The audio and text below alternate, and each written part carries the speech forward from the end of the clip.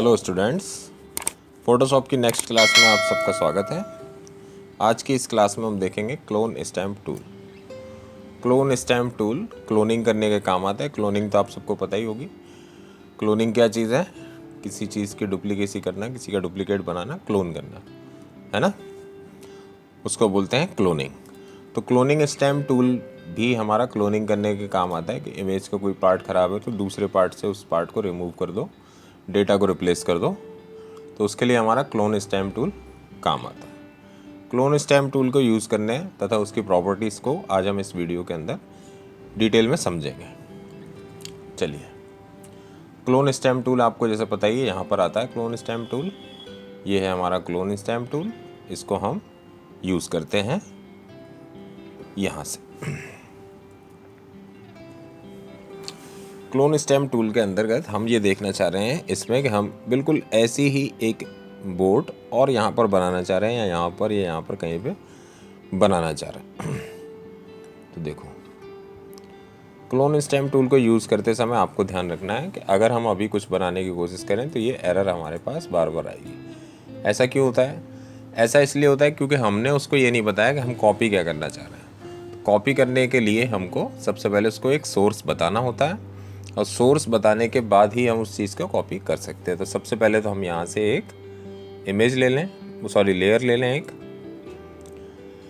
Layer लेने के बाद हमें यहाँ सैंपल में ऊपर देखना है कि अगर हम करंट लेयर रखेंगे तो ये जो हमारी जो लेयर है ये तो ट्रांसपेरेंट है। अगर हम यहाँ पर कुछ कॉपी करना भी चाहेंगे तो कुछ कॉपी नहीं होगा। तो इसको हमें क्या रखना है, आपके पास यहाँ पर एक ऑप्शन और है, करंट एंड बिलो, यानी कि जो इमेज लेयर ऊपर है और उसके पीछे जो लेयर है वो दोनों ले सकते हो, या फिर सबसे अच्छा ऑप्शन है ऑल लेयर्स। आप ऑल लेयर्स को रखो। तो सोर्स बताने के लिए हमें क्या करना होता है? सोर्स बताने के लिए हम यहाँ पर ऑल्ट बटन प्रेस करते हैं। ऑल्ट बटन प्रेस करने के बाद हम इस माउस के कर्सर को ले जाते हैं जहाँ पर हमें ड्रॉ करना है, और हम ड्रॉ करना स्टार्ट कर देते हैं। ठीक है, अभी हमारे ब्रश का साइज़ काफ़ी छोटा है, थोड़ा सा साइज़ इंक्रीज कर लेते हैं। अब हम देते हैं यहाँ पर सोर्स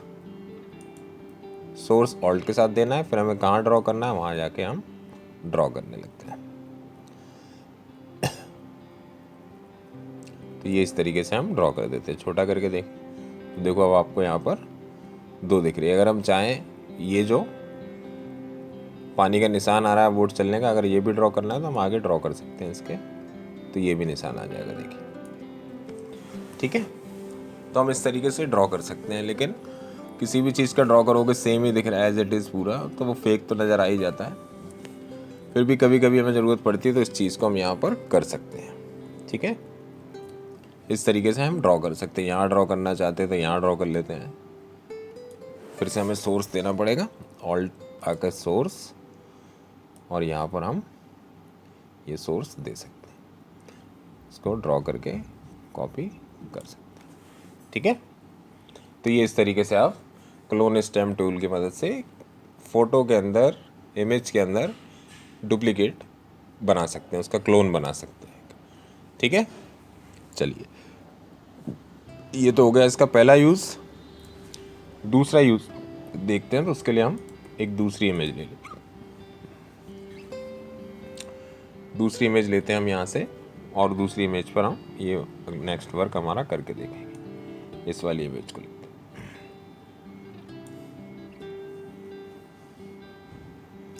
आप देखोगे अभी इस इमेज में मैंने कोई सोर्स नहीं दिया, तो ये बगल वाली फ़ोटो, जो पिछली फ़ोटो उसी का सोर्स वहाँ पर लेके आ रहा है। अगर हम ड्रॉ करें तो ये ड्रॉ कर देगा। तो इसके लिए हमें क्या करना है? इसके लिए हम जब या तो नया सोर्स डिसाइड कर दें या फिर पिछली वाली इमेज को बंद कर दें, तो सोर्स हमारा नॉर्मल हो जाएगा। ठीक है, इस पर भी हम एक लेयर ले लेते हैं, और लेयर्स रखना है। हम यहाँ पर क्या करना चाह रहे हैं कि ये जो एरिया है इसको प्लेन करना चाह रहे हैं। ये जो आग चल रही है इसको रिमूव करके यहाँ पर ये घास वगैरह इसी टाइप से ड्रॉ करना चाह रहे हैं। तो चलिए इसको भी जूम कर लेते हैं यहाँ पर, और इसके आसपास जो एरिया है वही, तो हम यहीं से सोर्स दे देते हैं इसको, और इसको धीरे धीरे रिमूव कर देते हैं।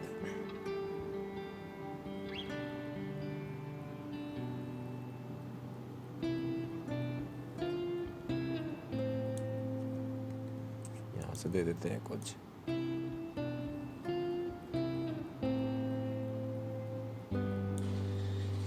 कुछ यहाँ से दे देते हैं।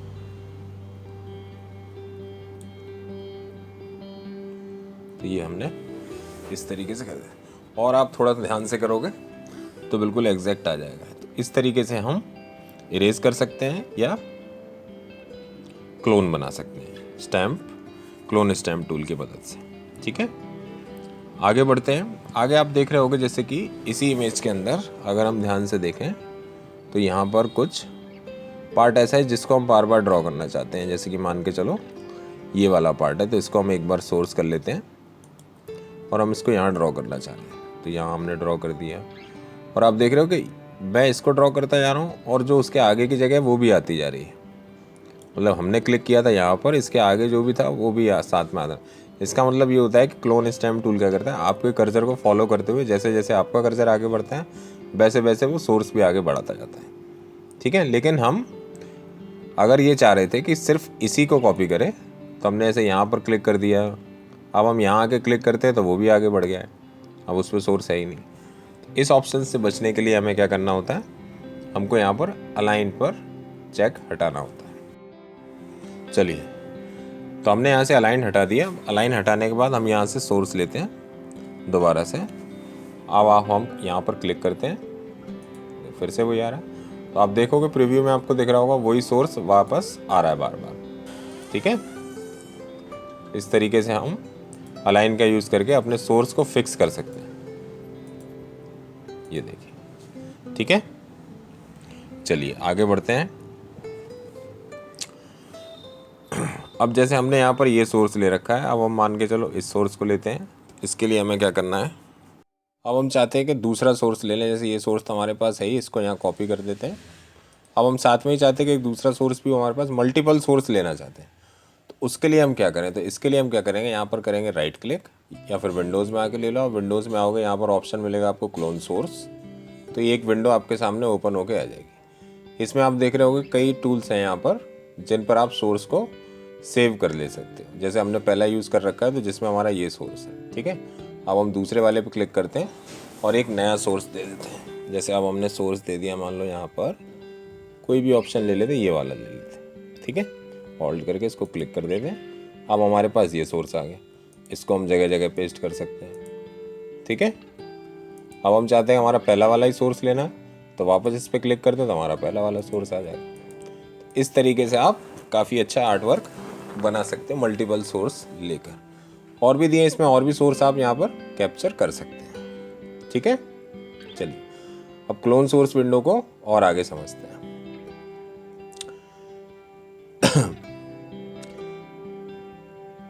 तो हम एक अब नई पिक्चर लेते हैं, उस पर देखते हैं।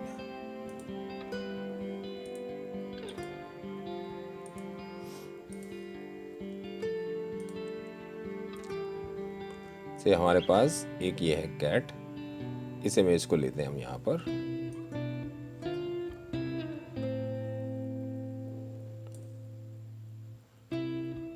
देखिए, इस कैट को आप ध्यान से देखेंगे तो यहाँ पर आपको एक पैटर्न दिखेगा। पैटर्न यहाँ पे किस प्रकार का, इसकी ये जो आइस है इसमें जो ब्लैक कलर है वो यहाँ तक है पूरा, और यहाँ पर ये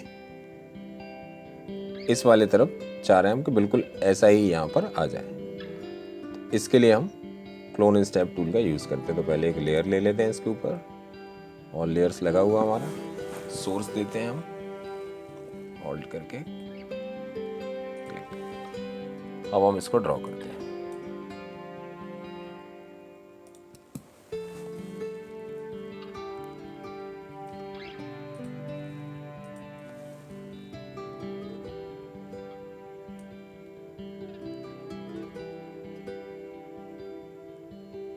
अब देखो यहाँ पर क्या हो रहा है कि हमने ये चीज़ जो ड्रॉ की है उसमें क्या हो रहा है कि ये जो हेयर हैं ये आ रहे हैं इस साइड में, है ना, जबकि हम चाह रहे हैं कि ये इसका रिफ्लेक्शन इधर आ जाए। तो इसके लिए हम क्या करें कि यहाँ पर फ्लिप हॉरिजॉन्टली का ऑप्शन का यूज़ कर सकते हैं या फ्लिप वर्टिकली का। देखो जैसे हमने इस ऑप्शन को लिया, दोबारा से हम सोर्स देते हैं, इसके बाद हम ड्रॉ करना स्टार्ट करते हैं।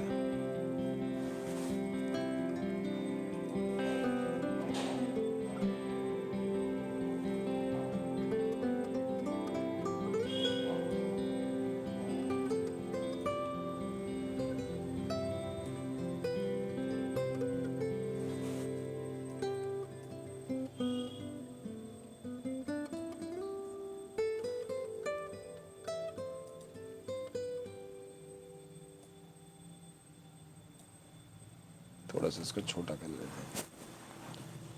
हैं। दोबारा से करते हैं इसको, हम ब्रश को अपना छोटा कर लेते हैं, क्लिक करते हैं, फिर इसे ड्रॉ करते हैं।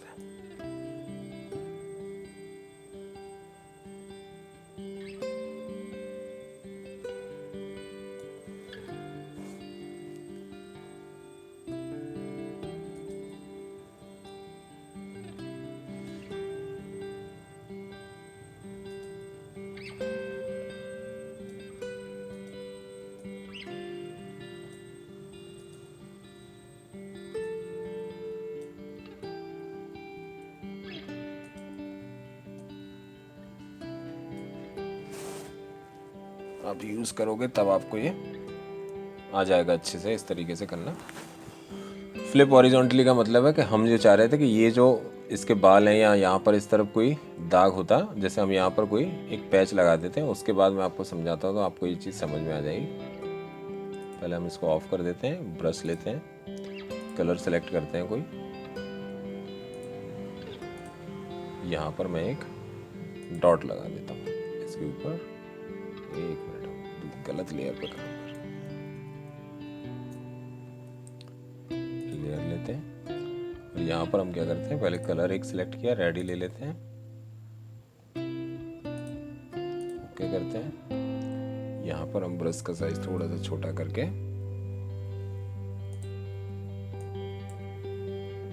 यहाँ पर एक ये लगा देते हैं। ठीक है, अब हम जब इस चीज को कॉपी करेंगे तो कॉपी करते समय हम ये चाहते हैं कि ये चीज़ जैसे कॉपी करेंगे तो ये चीज़ इधर आएगी।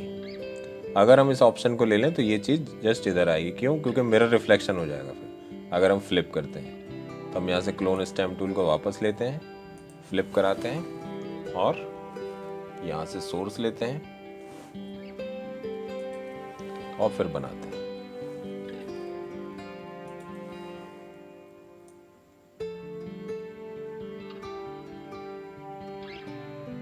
आप देख रहे हो कि ये इसी तरफ आई वो चीज।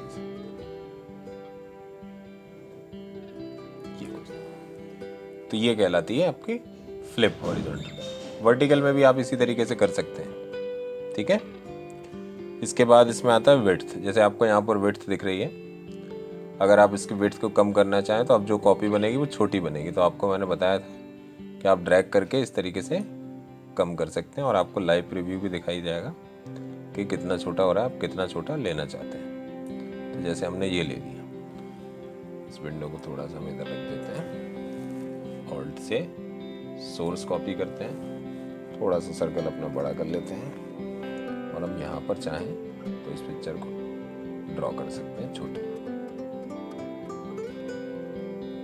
ठीक है, इस तरीके से विड्थ को कम करके। रोटेशन का देखो एग्जांपल मैं आपको बोट वाले पिक्चर पे ही अच्छे समझाता हूँ।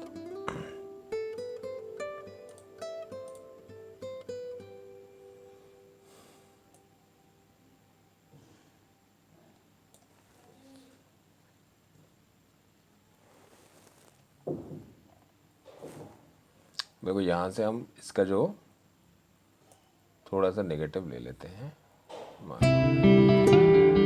ठीक है। अब हम इस सोर्स को करते हैं कॉपी और इसको यहाँ कहीं ड्रॉ करते हैं।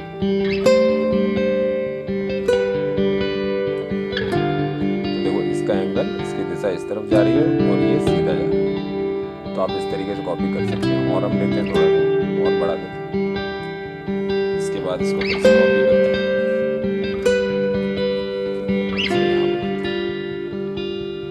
आप देखोगे कि इसकी दिशा में और अंतर है।